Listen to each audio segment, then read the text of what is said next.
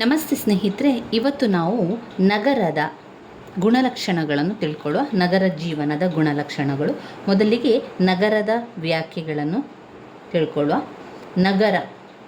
ನಗರದ ವ್ಯಾಖ್ಯೆ Louis worth ಅವರ ಪ್ರಕಾರ ನಗರವೆಂಬುದು ಸಾಪೇಕ್ಷ, ದೊಡ್ಡ ಗಾತ್ರದ, ಹೆಚ್ಚು ಜನಸಾಂದ್ರತೆಯುಳ್ಳ ಹಾಗೂ ಸಾಮಾಜಿಕವಾಗಿ ವೈವಿಧ್ಯತೆಯನ್ನು ಹೊಂದಿದ ಜನರ ಶಾಶ್ವತ ನೆಲೆಯಾಗಿರುವಂಥದ್ದು.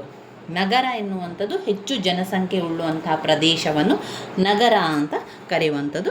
ಇಲ್ಲಿ ಲೂಯಿ ವರ್ತ್ ಅವರು ಈ ರೀತಿಯಾಗಿ ವ್ಯಾಖ್ಯೆಯನ್ನು ನೀಡಿದ್ದಾರೆ. ಹಾಗೆಯೇ ಎ.ಎಫ್. ವೇಬರ್ ಅವರ ಪ್ರಕಾರ ದಿ ಗ್ರೋತ್ ಆಫ್ ಸಿಟೀಸ್ ಎಂಬ ಪುಸ್ತಕದಲ್ಲಿ ನಗರವನ್ನು ಕನಿಷ್ಠ 10,000 ಜನರನ್ನು ಒಳಗೊಂಡಿರುವ ಒಂದು ಪ್ರಾದೇಶಿಕ ಸಮೂಹವಾಗಿದೆ ಎಂದು ಅವರು ವ್ಯಾಖ್ಯಾನಿಸಿದ್ದಾರೆ. ನಗರ ಜೀವನದ ಗುಣಲಕ್ಷಣಗಳನ್ನು ತಿಳ್ಕೊಳ್ಳುವ.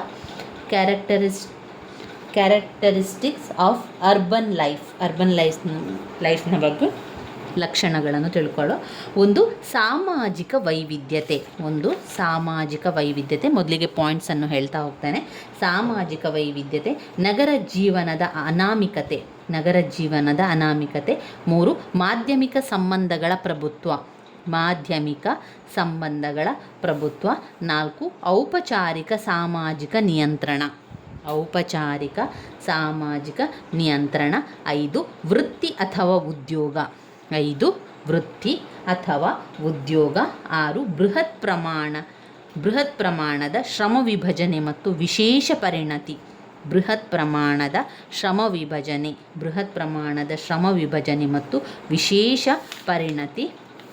7. ತ್ವರಿತಗತಿಯ ಸಾಮಾಜಿಕ ಚಲನೆ. 8. ವೈಯಕ್ತೀಕರಣ. 9. ಐಚ್ಛಿಕ ಸಂಘಗಳ ಗಾತ್ರ. 10. ಸಾಮಾಜಿಕ ಸಹಿಷ್ಣುತೆ. 11. ಸ್ಥಳೀಯ ವಿಂಗಡಣೆ. 12. ಅಭದ್ರ ಕುಟುಂಬ. 13. ವಿವೇಚನಾಪೂರ್ಣವಾದ ಹಾಗೂ ಲೆಕ್ಕಾಚಾರದ ವರ್ತನೆ. 14. ಸಮಯ ಪ್ರಜ್ಞೆ. 15. ಶಿಕ್ಷಣದ ಪ್ರಾಮುಖ್ಯತೆ. 16. ಮನೋರಂಜನೆ. 17. ನಗರ ಬಹುಮುಖ ಚಟುವಟಿಕೆಗಳ ಕೇಂದ್ರ. ಇವಿಷ್ಟು ನಗರ ಸಮುದಾಯದ ಲಕ್ಷಣಗಳಲ್ಲಿ ಬರುವಂಥದ್ದು. 17 ಪಾಯಿಂಟ್ಸ್ಗಳನ್ನು ಕೊಟ್ಟಿದ್ದಾರೆ. ಈ 17 ಪಾಯಿಂಟ್ಸ್ಗಳನ್ನು ಕೂಡ ಸ್ವಲ್ಪ ತಿಳ್ಕೊಳ್ತಾ ಹೋಗುವ. ಮೊದಲನೇದಾಗಿ ಸಾಮಾಜಿಕ ವೈವಿಧ್ಯತೆ ಎನ್ನುವಂಥದ್ದು ನಗರ ಸಮುದಾಯವು ವೈವಿಧ್ಯಮಯದಿಂದ ಕೂಡಿದೆ. ಎಲ್ಲ ರೀತಿಯ ಒಂದು ವಿಚಾರಗಳಲ್ಲಿರುವಂಥದ್ದು. ಅಂದರೆ ಏಕರೂಪತೆ ಮತ್ತು ಐಕ್ಯತೆ ಕೊರತೆ ಇಲ್ಲಿ ಎದ್ದು ಕಾಣುವಂಥದ್ದು. ನಗರದ ಜೀವನದಲ್ಲಿ ಸಂಕೀರ್ಣತೆ ಇದೆ, ವೈವಿಧ್ಯತೆ ಇದೆ, ವಿಷಮತೆಗಳು ಹಾಸುಹೊಕ್ಕಾಗಿದೆ. ಜನರ ಚಿಂತನೆಯ ಲಹರಿ, ವರ್ತನೆ, ನಡತೆ, ಆಸಕ್ತಿ, ಅಭಿರುಚಿಗಳು, ಮನೋಭಾವ, ದೃಷ್ಟಿಕೋನಗಳು, ರೂಢಿ, ಸಂಪ್ರದಾಯ, ಆಚರಣೆ, ವಿಚಾರಣೆ, ನಂಬಿಕೆ, ನೈತಿಕತೆ, ಧಾರ್ಮಿಕತೆ, ಅಲ್ಲಿನ ಒಂದು ಆಹಾರ ವಿಹಾರ, ಉಡುಗೆ ತೊಡುಗೆ, ಮನೋರಂಜನಾ ಕ್ರೀಡೆಗಳು ಇವೆಲ್ಲವನ್ನು ಕೂಡ ನೋಡಿದರೆ ಇಲ್ಲಿ ಉದ್ಯೋಗಗಳಿರ್ಬೋದು, ಹವ್ಯಾಸಗಳಿರ್ಬೋದು, ಈ ರೀತಿಯಾಗಿ ಮುಂತಾದ ಅನೇಕ ವಿಚಾರಗಳ ವೈವಿಧ್ಯತೆಯಿಂದ ನಗರವು ಕೂಡಿರುವಂಥದ್ದು. ಅದರಿಂದ ನಗರ ಜೀವನದ ಲಕ್ಷಣಗಳಲ್ಲಿ ಮೊದಲನೆಯ ಪಾಯಿಂಟ್ ಸಾಮಾಜಿಕ ವೈವಿಧ್ಯತೆ. ಅದು ನಗರ ಏನದಿಂದ ಕೂಡಿದೆ? ವೈವಿಧ್ಯತೆಯಿಂದ ಕೂಡಿದೆ. ಇಲ್ಲಿ ಎಲ್ಲ ವಿಚಾರಗಳಿದೆ. ಆಹಾರ, ಉಡುಗೆ ತೊಡುಗೆ, ಆಹಾರ, ಸಂಸ್ಕೃತಿ, ಕಲೆ, ಸಾಹಿತ್ಯ, ಸಂಸ್ಕೃತಿ, ಹವ್ಯಾಸ, ಉದ್ಯೋಗ ಎಲ್ಲ ಕೂಡ ಒಳಗೊಂಡಿರುವಂಥ ಒಂದು ವೈವಿಧ್ಯ ಕ್ಷೇತ್ರವೇ ನಗರ ಸಮುದಾಯವಾಗಿರುವಂಥದ್ದು. ಸಾಮಾಜಿಕ ವೈವಿಧ್ಯತೆಯಿಂದ ಕೂಡಿದೆ ಮೊದಲ ಪಾಯಿಂಟ್ಸಲ್ಲಿ. ಎರಡನೇ ಪಾಯಿಂಟ್ ನಗರ ಜೀವನದ ಅನಾಮಿಕತೆ. ಲೂಯಿ ವರ್ತ್ ಅವರ ಪ್ರಕಾರ ನಗರವು ವಿವಿಧ ಜನರು, ವಿವಿಧ ಜನಾಂಗಗಳ, ವಿವಿಧ ಸಂಸ್ಕೃತಿಗಳ ಕುದಿಯುತ್ತಿರುವ ಮಡಿಯಂತಿಕೆ, ಹೊಸ ಜೈವಿಕ ಸಾಂಸ್ಕೃತಿಕ ಮಿಶ್ರಣ ಉತ್ಪಾದನೆ ಈ ರೀತಿಯ ಒಂದು ಕೇಂದ್ರವಾಗಿರುವಂಥದ್ದು. ನಗರವು ಜನರನ್ನು ಜಗತ್ತಿನ ಮೂಲೆ ಮೂಲೆಗಳಿಂದ ಸೆಳೆದು ತರಬಲ್ಲುವಂತಹ ಒಂದು ಉದ್ಯೋಗ ಇರ್ಬೋದು, ಯಾವುದೇ ಒಂದು ಕಾರಣದಿಂದ ಇರ್ಬೋದು, ಮೂಲೆ ಮೂಲೆಯಲ್ಲಿರುವಂಥ ಜನರನ್ನು ಆಕರ್ಷಣೆ ಮಾಡುವಂತಹ ಶಕ್ತಿ ಯಾವುದಕ್ಕಿದೆ? ನಗರಕ್ಕೆ ಇದೆ. ದಟ್ಟವಾದ ಜನಸಂಖ್ಯೆಯಿಂದ ಕೂಡಿರುವಂತಹ ನಗರವು ವಿವಿಧ ಬಗೆಯ ಚಟುವಟಿಕೆಗಳ ತಾಣ ಕೂಡ ಆಗಿದೆ. ಹಾಗೆಯೇ ಈ ಒಂದು ನಗರಗಳಲ್ಲಿ ವ್ಯಾಪಾರ, ಉದ್ದಿಮೆ, ರಾಜಕಾರಣ, ಸಾಹಿತ್ಯ, ಕಲೆ, ಶಿಕ್ಷಣ, ಕ್ರೀಡೆ ಈ ರೀತಿಯಾಗಿ ಅನೇಕ ವಿಚಾರಗಳು ಇಲ್ಲಿ ನೆಲೆವೀಡು ಕೂಡ ಆಗಿರುವಂಥದ್ದು. ಇಲ್ಲಿನ ಜನರಲ್ಲಿ ಪರಸ್ಪರ ಪರಿಚಯವಿರಬೇಕಾದುದಿಲ್ಲ. ಈಗ ನಗರ ಪ್ರದೇಶ ಅಂತ ಹೇಳಿದ ತಕ್ಷಣ ಅಲ್ಲಿ ಪರಿಚಯ ಏನು ಇರುವುದಿಲ್ಲ. ತುಂಬ ಸಲ ಅನೇಕ ಜನರು ಅನಾಮಿಕರಂತೆ ಇರುವಂಥದ್ದು, ಹತ್ತಿರದವರು ಕೂಡ, ಹತ್ತಿರ ಮನೆಯವರು ಕೂಡ ಪರಿಚಯ ಇಲ್ಲದ ರೀತಿಯಲ್ಲಿರುವಂಥದ್ದನ್ನು ಕೂಡ ನೀವು ಈ ಒಂದು ಸಮಾಜದಲ್ಲಿ ಕಾಣ್ಬೋದು. ಆದರೆ ಅನೇಕ ವೈವಿಧ್ಯಮಯ ಕೆಲಸಗಳಿರ್ಬೋದು, ವಿಚಾರಗಳು ಇಲ್ಲಿ ಇರುವಂಥದ್ದು. ಜನರು ಪರರ ಬಗ್ಗೆ ಅಸಡ್ಡೆ, ಔದಾಸೀನ್ಯ, ಅನಾದರ ತೋರುವವರು ಕೂಡ ಇಲ್ಲಿರುವಂಥದ್ದನ್ನು ಕಾಣಬಹುದು. ಇನ್ನು 3ನೇ ಪಾಯಿಂಟ್ನಲ್ಲಿ ಮಾಧ್ಯಮಿಕ ಸಂಬಂಧಗಳ ಪ್ರಭುತ್ವ. ಮಾಧ್ಯಮಿಕ ಸಂಬಂಧಗಳ ಪ್ರಭುತ್ವ. ನಗರ ಜೀವನದ ವೈವಿಧ್ಯತೆ ಮತ್ತು ಅನಾಮಿಕತೆಗೆ ಇಲ್ಲಿನ ಜನರ ನಡುವೆ ಕಾಣಬರುವಂಥದ್ದು ಮಾಧ್ಯಮಿಕ ಸಂಬಂಧಗಳೇ ಕಾರಣ ಅಂತ ಹೇಳ್ಬೋದು. ನಗರವನ್ನೇ ಒಂದು ಮಾಧ್ಯಮಿಕ ಸಮೂಹವೆನ್ನುವುದುಂಟು. ಜನರ ನಡುವಿನ ಸಂಬಂಧವು ಅವೈಯಕ್ತಿಕವು, ಕರಾರಿನ ಸ್ವರೂಪದ್ದು ಮತ್ತು ವ್ಯಾವಹಾರಿಕವಾದುದು ಆಗಿರುವಂಥದ್ದು. ಇಲ್ಲಿ ಅನ್ಯೋನ್ಯತೆ, ಸ್ನೇಹಪರತೆ, ನಿಸ್ವಾರ್ಥತೆ, ಪ್ರೀತಿ, ವಿಶ್ವಾಸ ಮುಂತಾದ ಗುಣಗಳು ಇಲ್ಲದೇ ಕೂಡ ಇರಬಹುದು. ಈ ಕೆಲವೊಂದು ಕಡೆ ಇರ್ತದೆ, ಇನ್ನು ಕೆಲವು ಕಡೆ ಇಲ್ಲದೆ ಕೂಡ ಇರ್ತದೆ. ಒಂದೇ ಕಡೆ ಒಂದೇ ವಠಾರದಲ್ಲಿ ವಾಸಿಸುವರು ಒಮ್ಮೊಮ್ಮೆ ಅಪರಿಚಿತರಾಗಿ ಇಲ್ಲಿ ಉಳಿಯುವಂಥದ್ದನ್ನು ಕಾಣ್ಬೋದು. ಹೃದಯದ ಭಾಷೆಗಿಂತಲೂ ಬುದ್ಧಿ ಭಾಷೆಯಲ್ಲಿಯೇ ಮಾತನಾಡುವವರು ಹೆಚ್ಚಾಗಿರುವಂಥದ್ದು. ಮಾಧ್ಯಮಿಕ ಸಂಬಂಧಗಳ ಪ್ರಭುತ್ವ.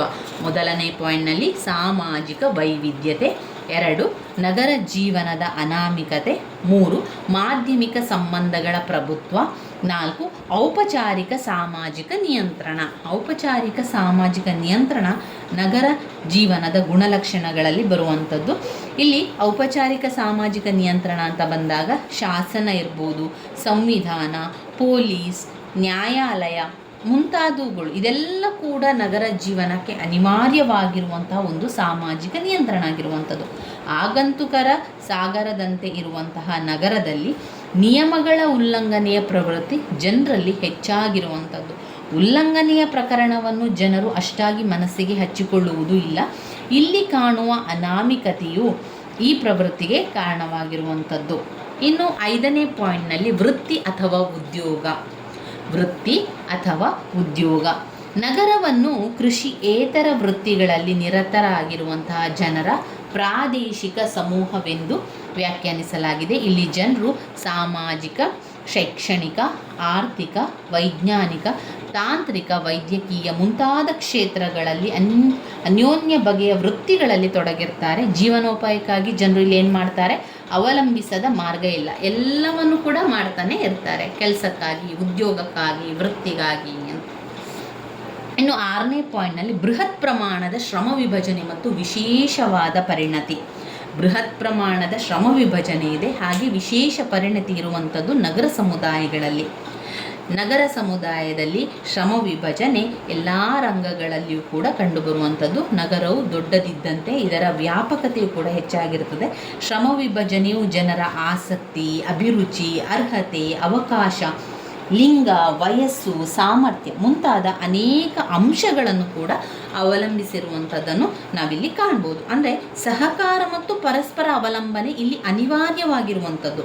ನಗರ ಅಂತ ಬಂದಾಗ ಅಲ್ಲಿ ಶ್ರಮ ವಿಭಜನೆಯು ನಗರದಲ್ಲಿ ಒಂದು ಬಗೆಯ ಎಲ್ಲರೂ ಸೇರಿ ಮಾಡುವಂತೆ ಕಂಡುಬರುವಂಥದ್ದು. ಇದು ಡರ್ಕಿಮ್ ಅವರು ಹೇಳ್ತಾರೆ, ಸಾವಯವ ಐಕ್ಯಮತ್ಯ ಅಂತ ಕರೆದಿದ್ದಾರೆ. ಅಂದರೆ ಒಂದು ರೀತಿಯ ಐಕಮತ್ಯವು ಔದ್ಯೋಗೀಕೃತ ನಗರ ಸಮುದಾಯಗಳ ಅಸ್ತಿತ್ವಕ್ಕೆ ಮತ್ತು ಅದನ್ನು ಮುಂದುವರಿಸಿಕೊಂಡು ಹೋಗಲಿಕ್ಕೆ ಅನಿವಾರ್ಯವಾಗಿದೆ ಅಂತ ಅವರ ಅಭಿಪ್ರಾಯ ಕೂಡ ಆಗಿರ್ತದೆ. ಇನ್ನು 5ನೇ ಪಾಯಿಂಟ್ ಆಯಿತು, 6ನೇ ಪಾಯಿಂಟ್ ಆಯಿತು. 7ನೇ ಪಾಯಿಂಟ್ನಲ್ಲಿ ತ್ವರಿತಗತಿಯ ಸಾಮಾಜಿಕ ಚಲನೆ. ತ್ವರಿತಗತಿಯ ಸಾಮಾಜಿಕ ಚಲನೆ. ತ್ವರಿತಗತಿಯ ಸಾಮಾಜಿಕ ಚಲನೆ ಅಂತ ಬಂದಾಗ ನಗರವು ಯಾವಾಗಲೂ ಕೂಡ ಒಂದು ತ್ವರಿತವಾದ ಒಂದು ವಿಷಯ ಅಂತ ಹೇಳ್ಬೋದು. ಜನರಿಗೆ ತಮ್ಮ ಸಾಮಾಜಿಕ ಅಂತಸ್ತುಗಳನ್ನು ಉತ್ತಮಪಡಿಸಿಕೊಳ್ಳಲು ನಗರಗಳಲ್ಲಿ ಬೇಕಾದಷ್ಟು ಅವಕಾಶ ಇದೆ. ನಗರದಲ್ಲಿ ಸಮಾಜದತ್ತವಾದಂಥ ಅಂತಸ್ತುಗಳಿಗಿಂತಲೂ ಸಾಧಿತ ಅಂತಸ್ತುಗಳಿಗೆ ಹೆಚ್ಚಿನ ಪ್ರಾಮುಖ್ಯತೆಯನ್ನು ಕಾಣ್ಬೋದು. ಸಾಮಾಜಿಕ ಚಲನೆಗೆ ಅನುಕೂಲಕರವಾದ ವಾತಾವರಣ ಕೂಡ ಇರುವಂಥದ್ದು. 8ನೇದು ವೈಯಕ್ತಿಕೀಕರಣ. ನಗರದಲ್ಲಿ ಸಂಪ್ರದಾಯದ ಬಿಗಿ ಇರುವುದಿಲ್ಲವಾದ್ದರಿಂದ ಜನರು ಹೆಚ್ಚು ಸ್ವತಂತ್ರರು. ತಮ್ಮ ಅಭಿರುಚಿಗೆ, ಆಸಕ್ತಿಗೆ ಹಾಗೂ ಅರ್ಹತೆಗೆ ಅನುಗುಣವಾದ ಉದ್ಯಮವನ್ನು ಕೈಗೊಳ್ಳಲು ನಗರದಲ್ಲಿ ಅವಕಾಶವಿದೆ. ತಮ್ಮ ವೈಯಕ್ತಿಕ ಆಸೆ, ಆಕಾಂಕ್ಷೆ ಅಥವಾ ಅಭೀಷ್ಟೆಗಳನ್ನು ಈಡೇರಿಸಿಕೊಳ್ಳಲು ಜನರು ಏನು ಮಾಡ್ತಾರೆ, ಸಂಘ ಸಂಸ್ಥೆಗಳಲ್ಲಿ ಸೇರಿಕೊಳ್ಳುವಂಥದ್ದನ್ನು ಮಾಡ್ತಾರೆ. ನಗರದ ವಾತಾವರಣದಲ್ಲಿ ವೈಯಕ್ತಿಕತೆಯ ಬೆಳೆಯಲು ಅನುಕೂಲಕರವಾಗಿದೆ. ಕಿಂಗ್ಸ್ಲೆ ಡೇವಿಸ್ ಅವರು ಹೇಳುವಂತೆ ನಗರದಲ್ಲಿನ ಅಪ್ರಾಥಮಿಕ ಹಾಗೂ ಐಚ್ಛಿಕ ಸ್ವರೂಪದ ವಿವಿಧ ಸಂಘಗಳು, ಅನ್ಯೋನ್ಯ ಅವಕಾಶಗಳು ಹಾಗೂ ಸಾಮಾಜಿಕ ಚಲನೆ ಇವು ವ್ಯಕ್ತಿಗೆ ತನ್ನದೇ ಆದ ತೀರ್ಮಾನಕ್ಕೆ ಬರುವಂತೆ ಕೂಡ ಮಾಡ್ತದೆ. ತನ್ನ ಭವಿಷ್ಯವನ್ನು ತಾನೇ ಯೋಚಿಸಿಕೊಳ್ಳುವಂತೆ ಕೂಡ ಮಾಡ್ತದೆ. ಇಲ್ಲಿ ವ್ಯಕ್ತಿ ತನ್ನ ಇಷ್ಟ, ಆಸೆ, ಆಕಾಂಕ್ಷೆ, ಸುಖಭೋಗ, ಭವಿಷ್ಯ ಇವುಗಳನ್ನು ಮಾತ್ರ ಗಮನದಲ್ಲಿಟ್ಟುಕೊಂಡು ವ್ಯವಹರಿಸುವನು. ಸಿಮ್ಮೆಲ್ ಹೇಳುವಂತೆ ನಗರವಾಸಿಯು ವರ್ತನೆಯಲ್ಲಿ ಸ್ವತಂತ್ರನು, ಅನಿರ್ಬಂಧಿತನು, ಔಪಚಾರಿಕ ಮನೋವೃತ್ತಿಯವನು, ಅತ್ಯಲ್ಪ ಸಹಾನುಭೂತಿ ಉಳ್ಳವನು ಆಗಿರುವನು. ಇಲ್ಲಿ ವ್ಯಕ್ತಿಯು ಯಾವುದೇ ಬಂಧನಗಳಿಗೂ ಸಿಲುಕದೆ, ಉದ್ದೇಶಗಳಿಗೂ ಅಂಟಿಕೊಳ್ಳದೆ, ಯಾವುದೇ ಸಾಮಾಜಿಕ ಸಮೂಹಗಳಲ್ಲಿ ಸಂಪೂರ್ಣವಾಗಿ ಲೀನವಾಗದೆ ಇಡೀ ನಗರದ ವಿರುದ್ಧವೇ ನಿಂತಿರುವನು ಎಂಬಂತೆ ವರ್ತಿಸುವನು ಅಂತ ಎಂಬ ಕಿಂಗ್ಸ್ಲೆ ಡೇವಿಸ್ ಅವರ ಅಭಿಪ್ರಾಯ ಕೂಡ ಅವರು ಪಡ್ತಾರೆ. ಇನ್ನು 9ನೇ ಪಾಯಿಂಟ್ನಲ್ಲಿ ಐಚ್ಛಿಕ ಸಂಘಗಳ ಗಾತ್ರ. ನಗರವು ನಾನಾ ಬಗೆಯ ಸಂಘಗಳನ್ನು ಇರುವಂತಹ ಒಂದು ನೆಲೆಬೀಡು. ಜನಸಂಖ್ಯೆಯ ಅಗಾಧತೆ ಇರ್ಬೋದು ಅಥವಾ ಜನರಲ್ಲಿ ಕಂಡುಬರುವಂಥ ವೈವಿಧ್ಯತೆ ಮತ್ತು ಜನರ ವಿಶಿಷ್ಟ ಅಗತ್ಯಗಳನ್ನು ಮತ್ತು ಬೇಡಿಕೆಗಳು ಇವುಗಳಿಂದಾಗಿ ನಗರದಲ್ಲಿ ನಾನಾ ಬಗೆಯ ಐಚ್ಛಿಕ ಸಂಘಗಳಿರುವುದು. ಇವು ಜನರ ವಿಶಿಷ್ಟ ಆಸಕ್ತಿಗಳ ಪೂರೈಕೆಯ ದೃಷ್ಟಿಯಿಂದ ಸ್ಥಾಪಿತವಾದುದು. ಹವ್ಯಾಸ, ಉದ್ಯೋಗ, ಧಾರ್ಮಿಕ ಅಥವಾ ರಾಷ್ಟ್ರೀಯ ಮತ್ತು ಜನಾಂಗೀಯ ಹಿನ್ನೆಲೆ, ವಯಸ್ಸು ಮತ್ತು ಲಿಂಗ ಯಾವುದಿದ್ದರೂ ಕೂಡ ತನ್ನಂತೆಯೇ ಸಮಾನ ಆಸಕ್ತಿಗಳನ್ನು ಹೊಂದಿರುವ ಇತರ ವ್ಯಕ್ತಿಗಳನ್ನು ಕಂಡುಕೊಳ್ಳುವುದರ ಮತ್ತು ಅಂತಹ ವ್ಯಕ್ತಿಗಳಿಂದೊಡನೆ ಗೂಡಿದ ಸಂಘಗಳನ್ನು ಸ್ಥಾಪಿಸುವುದು ನಗರದಲ್ಲಿ ಸಾಮಾನ್ಯವಾಗಿರುವಂಥದ್ದು. ಅಂತೆಯೇ ಸಾಂಸ್ಕೃತಿಕ, ಆರ್ಥಿಕ, ಶೈಕ್ಷಣಿಕ, ರಾಜಕೀಯ, ಕಲಾತ್ಮಕ, ವೈಜ್ಞಾನಿಕ, ಮನೋರಂಜನಾತ್ಮಕ, ಔದ್ಯೋಗಿಕ ಮುಂತಾದ ಕ್ಷೇತ್ರಗಳಿಗೆ ಸಂಬಂಧಿಸಿದ ಹಲವಾರು ಬಗೆಯ ಐಚ್ಛಿಕ ಸಂಘಗಳು ನಗರಗಳಲ್ಲಿ ಕಾಣಬರ್ತದೆ. ಇನ್ನು 10ನೇ ಪಾಯಿಂಟ್ನಲ್ಲಿ ನೋಡಿದರೆ ಸಾಮಾಜಿಕ ಸಹಿಷ್ಣುತೆ. ಸಾಮಾಜಿಕ ಸಹಿಷ್ಣುತೆ ನಗರವಾಸಿಗಳು ವಿವಿಧ ಜನಾಂಗಗಳ ಜೀವನ ಮೌಲ್ಯಗಳನ್ನು ಗೌರವಿಸುವ ಮನೋವೃತ್ತಿಯನ್ನು ಹೊಂದಿರುತ್ತಾರೆ. ವಿವಿಧ ಸಂಸ್ಕೃತಿಗಳುಳ್ಳ ಜನರ ಸಹಬಾಳ್ವೆಗೆ ನಗರ ಜೀವನ ಅವಕಾಶವನ್ನು ಕೂಡ ಕಲ್ಪಿಸುತ್ತದೆ. ಆದ್ದರಿಂದ ಜನರು ಸಹನಶೀಲರಾಗಿದ್ದು ಪರಸ್ಪರ ಹೊಂದಿಕೊಂಡು ಬಾಳ್ವೆ ನಡೆಸುವರು. ಮೇಲು ಕೀಳು, ಬಡವ ಶ್ರೀಮಂತ, ಸುಶಿಕ್ಷಿತ ಅಶಿಕ್ಷಿತ ಎಂಬ ವಿಷಮತೆ ನಗರದಲ್ಲಿ ಎದ್ದು ಕಾಣುವುದಾದರೂ ಪರಸ್ಪರ ಹೊಂದಾಣಿಕೆ ಅನಿವಾರ್ಯವಾಗಿದೆ. ಮೊಣಕೈಯನ್ನು ಪರಸ್ಪರ ಉಜ್ಜಿಕೊಂಡು ನಡೆಯುವ ಜನರ ಅಭಿಪ್ರಾಯ, ಆಸಕ್ತಿ, ಬಡತನ, ಶ್ರೀಮಂತಿಕೆ, ಸಾಕ್ಷರತೆ, ಅನಕ್ಷರತೆ ಮತ್ತಿತರ ಹಿನ್ನೆಲೆಯಲ್ಲಿ ವೈಪರೀತ್ಯಗಳ ಬಗ್ಗೆ ಅನಾಸಕ್ತರಾಗಿ ಅಸಡ್ಡೆಯಿಂದ ಇರ್ತಾರೆ ಅಂತ ಕಿಂಗ್ಸ್ಲೆ ಡೇವಿಸ್ ಅವರು ಕೂಡ ಹೇಳ್ತಾರೆ. ಇನ್ನು 11ನೇ ಪಾಯಿಂಟ್ನಲ್ಲಿ ಸ್ಥಳೀಯ ವಿಂಗಡಣೆ. ನೀವು ನಗರ ಸಮುದಾಯ ಅಂತ ಬಂದಾಗ ಇಲ್ಲಿ ಸ್ಥಳೀಯ ವಿಂಗಡಣೆ ಕೂಡ ಮುಖ್ಯವಾಗಿರ್ತದೆ. ಸ್ಥಳೀಯ ವಿಂಗಡಣೆಯು ನಗರ ಸಮುದಾಯದ ಮತ್ತೊಂದು ಲಕ್ಷಣಗಳಲ್ಲಿ ಒಂದಾಗಿರುವಂಥದ್ದು. ಈಗ ಇಲ್ಲಿ ಬೇರೆ ಬೇರೆ ಉದ್ದೇಶ ಇರ್ಬೋದು. ಇಲ್ಲಿ ಬೇರೆ ಬೇರೆ ಉದ್ದೇಶಗಳಿಗಾಗಿ ಏನು ಮಾಡ್ತಾರೆ, ಜನರು ನಗರದ ಬೇರೆ ಬೇರೆ ಭಾಗಗಳಿಗೆ ಹೋಗಿ ಅಲ್ಲಿ ನೆಲೆ ನಿಲ್ತಾರೆ. ಯಾವುದೇ ಒಂದು ಕಾರಣಕ್ಕಿರ್ಬೋದು, ವಾಣಿಜ್ಯ ಕಾರಣಕ್ಕಿರ್ಬೋದು ಅಥವಾ ಆರ್ಥಿಕ ಚಟುವಟಿಕೆಯನ್ನು ಕೇಂದ್ರವಾಗಿರಿಸಿಕೊಂಡು ತಮ್ಮ ಕೆಲಸ ಕಾರ್ಯಗಳಿಗೆ ಸರಿ ಹೊಂದುವಂತೆ ಅವರು ಒಂದೊಂದು ಕಡೆಗಳಲ್ಲಿ ಜೀವನವನ್ನು ಮಾಡುವಂಥದ್ದು. ಈ ರೀತಿಯಾಗಿ ಹಾಗೆ ಸರ್ಕಾರಿ ಕಾರ್ಯಾಲಯ ಇರ್ಬೋದು, ಔಷಧಾಲಯ, ವಕೀಲರ ಕಾರ್ಯಾಲಯ ಮುಂತಾದವುಗಳು ಕೂಡ ಜನರ ಅಗತ್ಯದ ಸೇವೆಗಳಲ್ಲಿ ತೊಡಗಿರುವುದರಿಂದ ನಗರದ ಹೃದಯವೆನ್ನಬಹುದಾದರೂ ಕಡೆಗಳಲ್ಲಿಯೇ ಕಾಣಿಸುವುದು.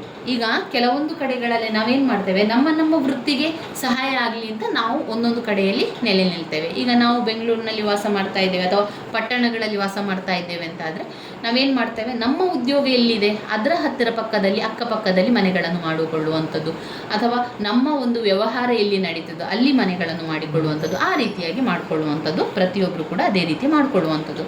ಇನ್ನು ಇದು ನಗರದ ಹೃದಯ ಭಾಗ ಅಂತ ಇರ್ತದಲ್ಲ, ಅಲ್ಲಿ ಎಲ್ಲ ಒಂದು ವಿಚಾರಗಳು, ಅಂಗಡಿಗಳಿರ್ಬೋದು, ಔಷಧಾಲಯ, ಚಿತ್ರಮಂದಿರ, ಈ ರೀತಿಯಾಗಿ ಪಟ್ಟಣದ ನಗರದ ಹೃದಯ ಭಾಗದಲ್ಲಿ ಅವುಗಳಿರುವಂಥದ್ದನ್ನು ಕೂಡ ಕಾಣ್ಬೋದು. ಇನ್ನು 12ನೇ ಪಾಯಿಂಟ್, ಅವಿಭಕ್ತ ಕುಟುಂಬ.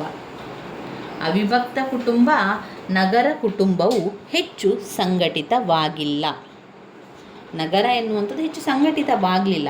ಅಲ್ಲಿ ಏನು ಮಾಡ್ತಾ ಇದ್ದಾರೆ ನಗರದಲ್ಲಿ ಅಂದರೆ, ಅವಿಭಕ್ತ ಕುಟುಂಬಗಳು ತುಂಬಾ ವಿರಳ. ಎಲ್ಲ ಕೂಡ ಅವಿಭಕ್ತ ಕುಟುಂಬ, ಅಭದ್ರ ಕುಟುಂಬಗಳು ಇಲ್ಲಿ ಕೊಟ್ಟಿರುವಂಥದ್ದು ಅಭದ್ರ ಕುಟುಂಬ.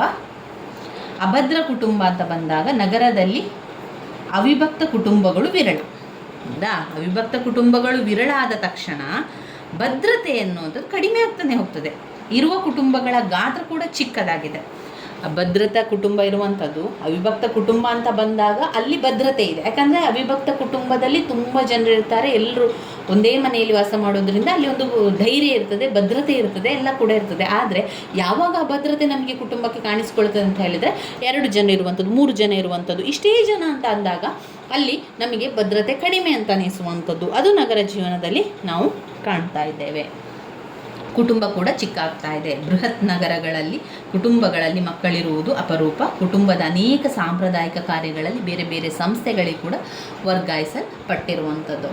ಇನ್ನು 13ನೇ ಪಾಯಿಂಟ್, ವಿವೇಚನಾಪೂರ್ಣವಾದ ಹಾಗೂ ಲೆಕ್ಕಾಚಾರದ ವರ್ತನೆ. ವಿವೇಚನಾಪೂರ್ಣವಾದ ಹಾಗೂ ಲೆಕ್ಕಾಚಾರದ ವರ್ತನೆ. ಏನು ಈ ವರ್ತನೆ ನಗರ ಪ್ರದೇಶಗಳಲ್ಲಿ? ಪೀಟರ್ ವಸ್ಲೆ ಅವರು ಹೇಳುವಂತೆ, ನಗರದ ಮತ್ತು ಔದ್ಯೋಗಿಕ ಸಮುದಾಯಗಳಲ್ಲಿ ಜನರ ವರ್ತನೆಯು ಯಾವ ರೀತಿ ಅಂತ ಹೇಳ್ತಾ ಇದ್ದಾರೆ. ಲೆಕ್ಕಾಚಾರದಲ್ಲಿ ಬದುಕ್ತಾ ಇದ್ದಾರೆ, ವಿವೇಚನಾಪೂರ್ಣವಾಗಿ ಬದುಕ್ತಾ ಇದ್ದಾರೆ. ಯಾವುದೇ ಒಂದು ವಿಷಯವನ್ನು ನಿರ್ಧಾರವನ್ನು ತೆಗೆದುಕೊಳ್ತಾ ಇದ್ದಾರೆ ಅಂತಾದರೆ, ಅಥವಾ ಯಾವುದೇ ಒಂದು ವ್ಯವಹಾರವನ್ನು ಮಾಡ್ತಾ ಇದ್ದಾರೆ ಅಂತಾದರೆ, ಜನರು ಏನು ಮಾಡ್ತಾರೆ, ಅದರ ಸಾಧಕ ಬಾಧವನ್ನು ನೋಡಿಕೊಳ್ಳುವಂಥದ್ದು, ಲಾಭ ನಷ್ಟಗಳನ್ನು ನೋಡಿಕೊಳ್ಳುವುದು, ಇವುಗಳು ಗಣನೆಗೆ ತಂದುಕೊಳ್ಳುವಂಥದ್ದು. ಅಂದರೆ ನಗರ ಪ್ರದೇಶದಲ್ಲಿ ಏನು ಮಾಡ್ತಾರೆ ಅಂದರೆ, ಒಂದು ವ್ಯವಹಾರ ಅಂತ ಬಂದಾಗ ಅದರ ಸಾಧಕ ಬಾಧಕವನ್ನು ನೋಡಿ ವ್ಯವಹಾರ ಮಾಡಬೇಕು.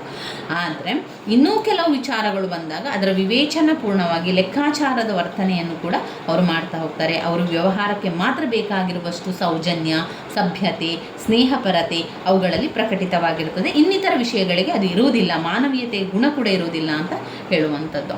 ಇನ್ನು 14ನೇ ಪಾಯಿಂಟ್ನಲ್ಲಿ ಸಮಯ ಪ್ರಜ್ಞೆ. ಇಲ್ಲಿ EP ಥಾಮ್ಸನ್ ಅವರ ಹೇಳುವಂತೆ ನಗರವಾಸಿಗಳಿಗೆ ಸಮಯ ಪ್ರಜ್ಞೆ ತೀವ್ರವಾಗಿರುವಂಥದ್ದು. ಜನರ ಚಟುವಟಿಕೆಗಳು, ಉದ್ಯೋಗ, ಜೀವನ ಎಲ್ಲವೂ ಕೂಡ ಗಡಿಯಾರದ ಸಮಯದಂತೆ ಬೆಳಗಿನಿಂದ ಬೈಗಿನವರೆಗೆ ಜನರು ಸಮಯಕ್ಕನುಸರಿಸಿಯೇ ಕೆಲಸವನ್ನು ಮಾಡ್ತಾರೆ. ಅಂದರೆ ಇಲ್ಲಿ ನಗರ ಜೀವನದಲ್ಲಿ ಏನು ಮಾಡ್ತಾರೆ ಅಂತ ಹೇಳಿದರೆ, ಅವರಿಗೆ ಸಮಯಕ್ಕೆ ತಕ್ಕಂತೆ ಆಗಬೇಕು. ಸಮಯ ಈ ಇಂತಿಷ್ಟು ಸಮಯದಿಂದ ಇಂತಿಷ್ಟು ಸಮಯ ತನಕ ಮಾತ್ರ ವ್ಯವಹಾರ ಅಂತ ಇರ್ತದೆ, ಅಥವಾ ಕೆಲಸ ಅಂತ ಇರ್ತದೆ. ಆ ಕೆಲಸವನ್ನು ಬಿಟ್ಟು ಅವರು ಹೆಚ್ಚಿನ ಕೆಲಸವನ್ನು ಮಾಡುವಂಥದ್ದಲ್ಲ. ಆ ಕೆಲಸವನ್ನು ನೋಡಿಕೊಂಡು ಸಮಯದ ಪ್ರಜ್ಞೆ ತುಂಬಾ ಅವರಿಗೆ ಇರ್ತದೆ. ಇನ್ನೂ ಉಳಿದಿರುವಂತಹ ಕೆಲಸಗಳಲ್ಲಿರುವುದರಿಂದ ಅವು ಅಷ್ಟನ್ನೇ ಅವರು ಮಾಡಿರುವಂಥದ್ದು. ಇನ್ನು ಶಿಕ್ಷಣದ ಪ್ರಾಮುಖ್ಯತೆ 15ನೇ ಪಾಯಿಂಟ್ನಲ್ಲಿ ಶಿಕ್ಷಣದ ಪ್ರಾಮುಖ್ಯತೆ. ನಗರ ಸಮುದಾಯದಲ್ಲಿ ಶಿಕ್ಷಣಕ್ಕೆ ತುಂಬಾ ಪ್ರಾಮುಖ್ಯತೆಯನ್ನು ಕೊಡ್ತಾರೆ. ಸಾಂಪ್ರದಾಯಿಕ ವ್ಯವಹಾರದಿಂದ ಉತ್ತಮ ಭವಿಷ್ಯವನ್ನು ಪಡೆಯಲಾರವೆಂಬ ನಂಬಿಕೆ ಜನರಲ್ಲಿ ಬಲವತ್ತರವಾಗಿರೋದರಿಂದ ಆಧುನಿಕ ವಿದ್ಯಾಭ್ಯಾಸ ಪ್ರಾಮುಖ್ಯತೆಯನ್ನು ಪಡೆದಿದೆ. ಹಾಗೆ ಅವರು ಪ್ರಾಮುಖ್ಯತೆಯನ್ನು ಕೂಡ ಕೊಡ್ತಾರೆ. ವಿದ್ಯಾಭ್ಯಾಸವೇ ನಿಜವಾದ ಆಸ್ತಿ, ನಿಜವಾದ ಸಂಪತ್ತು ಎಂಬ ನಂಬಿಕೆ ನಗರ ಪರಿಸರದಲ್ಲಿರುವಂಥ ಒಂದು ನಂಬಿಕೆ. ನಗರ ಜೀವನದ ಬೇಡಿಕೆಗಳನ್ನು, ಶಿಕ್ಷಣವನ್ನು ಅನಿವಾರ್ಯವಾಗಿರುವಂಥದ್ದು ನಗರೀಕರಣಕ್ಕೂ ಔದ್ಯೋಗೀಕರಣಕ್ಕೂ ನೇರ ಸಂಬಂಧವಿರುವಂಥದ್ದು. ಹಾಗೆ ಔದ್ಯೋಗೀಕರಣಕ್ಕೂ ಶಿಕ್ಷಣಕ್ಕೂ ನೇರ ಸಂಬಂಧವಿದೆ. ಇದೇ ಕಾರಣಕ್ಕಾಗಿ ಬಹುದೊಡ್ಡ ಸಂಖ್ಯೆಯಲ್ಲಿ ಶಾಲೆ, ಕಾಲೇಜು, ವಿಶ್ವವಿದ್ಯಾನಿಲಯ ಮತ್ತು ಸಂಶೋಧನಾ ಕೇಂದ್ರಗಳು ನಗರಗಳಲ್ಲಿ ಕಂಡು ಬರುತ್ತದೆ. ಇನ್ನು 16ನೇ ಪಾಯಿಂಟ್, ಮನೋರಂಜನೆ. ನಗರವು ವಿವಿಧ ಬಗೆಯ ಮನೋರಂಜನಾ ಸಾಧನಗಳನ್ನು ಒಳಗೊಂಡಿರುವಂಥದ್ದು. ಮನೋರಂಜನೆಯ ವಾಣಿಜ್ಯೀಕರಣವು ನಗರದ ವಿಶೇಷತೆಗಳಲ್ಲೊಂದಾಗಿದೆ. ಶ್ಲೀಲ, ಅಶ್ಲೀಲ, ನೈತಿಕ, ನೈತಿಕ ಎಂಬ ದ್ವಂದ್ವಕ್ಕೆ ಅಷ್ಟಾಗಿ ಒಳಗಾಗದೆ ಜನರು ಚಲನಚಿತ್ರ ಮಂದಿರಗಳು, ನಾಟಕ, ನೃತ್ಯ ಮಂದಿರಗಳು, ಪಾನಗೃಹಗಳು, ನೈಟ್ ಕ್ಲಬ್ಗಳು, ಆಮೇಲೆ ಕ್ರೀಡಾಂಗಣಗಳು, ಸಾರ್ವಜನಿಕ ಹೂದೋಟಗಳು, ಗೋದ್ಯಾನಗಳು, ಪ್ರಾಣಿ ವಸ್ತು ಈ ರೀತಿಯಾಗಿ ಅನೇಕ ಮನೋರಂಜನೆಯ ತಾಣವಾಗಿರುವಂಥದ್ದು ನಗರ ಪ್ರದೇಶ. 17ನೇ ಪಾಯಿಂಟ್, ನಗರ ಬಹುಮುಖ ಚಟುವಟಿಕೆಗಳ ಕೇಂದ್ರ. ನಗರ ಎನ್ನುವಂಥದ್ದು ಬಹುಮುಖ ಚಟುವಟಿಕೆಗಳ ಕೇಂದ್ರ. ಯಾಕೆ? ನಗರವು ವಿವಿಧ ಚಟುವಟಿಕೆಗಳ ನೆಲೆಬೀಡಾಗಿರ್ತದೆ. ಅಲ್ಲಿ ಆರ್ಥಿಕ, ರಾಜಕೀಯ, ಸಾಮಾಜಿಕ, ಸಾಂಸ್ಕೃತಿಕ, ಸಾಹಿತ್ಯ, ಕಲಾತ್ಮಕ, ತಾಂತ್ರಿಕ, ವೈಜ್ಞಾನಿಕ, ಕ್ರೀಡಾತ್ಮಕ, ಶೈಕ್ಷಣಿಕ ಚಟುವಟಿಕೆಗಳು ನಡೆಯುವ ಕೇಂದ್ರವಾಗಿರುವಂಥದ್ದು. ನಗರದ ದೇಶದ ಭವಿಷ್ಯವನ್ನು ನಿರ್ಧಾರಗೊಳಿಸುವ ರಾಜಕೀಯ ನಿರ್ಣಯಗಳಾಗುವುದು ಕೂಡ ರಾಷ್ಟ್ರಗಳ ರಾಜಧಾನಿಗಳೆಂದು ಕರೆಸಿಕೊಳ್ಳುವ ಪ್ರಮುಖ ನಗರಗಳಲ್ಲಿ. ಹಾಗೆಯೇ ಕ್ರಾಂತಿ, ಬಂಡಾಯ, ದಂಗೆ, ಸಾಮಾಜಿಕ ರಾಜಕೀಯ ಆಂದೋಲನ, ಮುಷ್ಕರಗಳು ಮುಂತಾದವುಗಳು ನಡೆಯುವುದು ಕೂಡ ಹೆಚ್ಚಾಗಿ ನಗರಗಳಲ್ಲಿ. ಇವುಗಳಿಂದ ಒಮ್ಮೊಮ್ಮೆ ನಗರದ ಜನಜೀವನವೇ ಅಸ್ತವ್ಯಸ್ತವಾಗುವುದುಂಟು. ಪರಿವರ್ತನೆಯ ಗಾಲಿಗಳು ಉರುಳಲು ಅದು ಆರಂಭಿಸ್ತಾ ಇದೆ, ಪರಿವರ್ತನೆ ಆಗ್ತಾ ಇದೆ, ಪರಿವರ್ತನೆ ಚಕ್ರಗಳಾಗ್ತಾ ಇದೆ ಇಲ್ಲಿ ನಗರಗಳಲ್ಲಿ. ಮೊದಲು ಆಗುವಂಥದ್ದು ಈ ಪರಿವರ್ತನೆ ಚಕ್ರ ಸ್ಟಾರ್ಟ್ ಆಗುವಂಥದ್ದು ಅಲ್ಲಿ ಕ್ರಮಿಸುವಂಥದ್ದು ಎಲ್ಲಿ ಅಂದರೆ ನಗರಗಳಲ್ಲಿಯೇ ಅಂತ ಹೇಳುವಂಥದ್ದು. ಇವಿಷ್ಟು ಪಾಯಿಂಟ್ಸ್ಗಳು ನಗರ ಜೀವನದ ಗುಣಲಕ್ಷಣಗಳಲ್ಲಿ ಬರುವಂಥದ್ದು. ಒಟ್ಟು 17 ಪಾಯಿಂಟ್ಸ್ಗಳನ್ನು ನೀವು ಇದರಲ್ಲಿ ನೋಡ್ಕೊಳ್ಬೋದು. ನಿಮ್ಮ ಪಾಯಿಂಟ್ಸ್ ಬುಕ್ಕಲ್ಲಿ ಬರ್ಕೊಳ್ಳಿ. ಸಮಾಜಶಾಸ್ತ್ರದಲ್ಲಿ ನಗರ ಜೀವನದ ಗುಣಲಕ್ಷಣಗಳು ವೆರಿ ವೆರಿ ಇಂಪಾರ್ಟೆಂಟ್ ಆಗಿರುವಂಥದ್ದು. ಪ್ರಶ್ನೆ ಪತ್ರಿಕೆಯಲ್ಲಿ ನೀವು ನೋಡಿದರೆ ನಗರ ಜೀವನದ ಗುಣಲಕ್ಷಣಗಳನ್ನು ಹಲವು ಬಾರಿ ಕೇಳಿರುವಂಥ ಪ್ರಶ್ನೆ. ಇದರ ಪಾಯಿಂಟ್ಸನ್ನು ಮತ್ತೊಮ್ಮೆ ಹೇಳ್ತಾನೆ. ಸಾಮಾಜಿಕ ವೈವಿಧ್ಯತೆ. 2, ನಗರ ಜೀವನದ ಅನಾಮಿಕತೆ. 3, ಮಾಧ್ಯಮಿಕ ಸಂಬಂಧಗಳ ಪ್ರಭುತ್ವ. 4, ಔಪಚಾರಿಕ ಸಾಮಾಜಿಕ ನಿಯಂತ್ರಣ. 5, ವೃತ್ತಿ ಅಥವಾ ಉದ್ಯೋಗ. 6, ಬೃಹತ್ ಪ್ರಮಾಣದ ಶ್ರಮ ವಿಭಜನೆ ಮತ್ತು ವಿಶೇಷ ಪರಿಣತಿ. 7, ತ್ವರಿತಗತಿಯ ಸಾಮಾಜಿಕ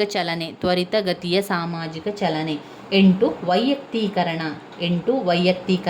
9, ಐಚ್ಛಿಕ ಸಂಘಗಳ ಗಾತ್ರ. 10, ಸಾಮಾಜಿಕ ಸಹಿಷ್ಣುತೆ. 11, ಸ್ಥಳೀಯ ವಿಂಗಡಣೆ. 12, ಅಭದ್ರ ಕುಟುಂಬ. 13, ವಿವೇಚನಾಪೂರ್ಣವಾದ ಹಾಗೂ ಲೆಕ್ಕಾಚಾರದ ವರ್ತನೆ. 14, ಸಮಯ ಪ್ರಜ್ಞೆ. 15, ಶಿಕ್ಷಣದ ಪ್ರಾಮುಖ್ಯತೆ. 16, ಮನೋರಂಜನೆ. 17, ನಗರ ಮತ್ತು ಬಹುಮುಖ ಚಟುವಟಿಕೆಗಳ ಕೇಂದ್ರವಾಗಿರುವಂಥದ್ದು. ಇವಿಷ್ಟು ಸಮಾಜಶಾಸ್ತ್ರದಲ್ಲಿ ನಗರ ಜೀವನದ ಗುಣಲಕ್ಷಣಗಳಲ್ಲಿ ಬರುವಂಥ ವಿಚಾರ ಆಗಿದೆ ಸ್ನೇಹಿತರೆ. ನನ್ನ ವಿಡಿಯೋಸ್ ಎಲ್ಲ ನಿಮಗೆ ಇಷ್ಟ ಆಗಿದ್ದರೆ ಲೈಕ್ ಕೊಡಿ, ಶೇರ್ ಮಾಡಿ, ಸಬ್ಸ್ಕ್ರೈಬ್ ಮಾಡಲಿಕ್ಕೆ ಮರಿಬೇಡಿ. ಧನ್ಯವಾದಗಳು.